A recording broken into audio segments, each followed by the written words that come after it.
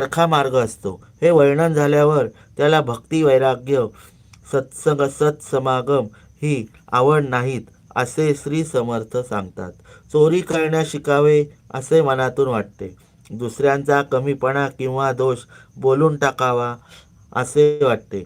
पण उपासनेच्या नित्यनियमाचा कंटाळा येतो. तो रजोगुण होय.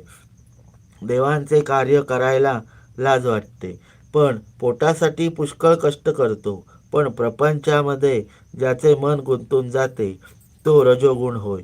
गोड खाण्याची मनापासून आवड असते. देहाला पोषण्याबद्दल मोठा आदर असतो आणि उपास केला तर सहन होत नाही, तो रजोगुण होय. शृंगारिक विषय स्वाभाविकपणे आवडतात. भक्ती व कौशल्य मनापासून नको वाटतात आणि मोठ्या रसिकपणे कलेचे कौतुक करण्यात हुशार असतो, तो रजोगुण होय.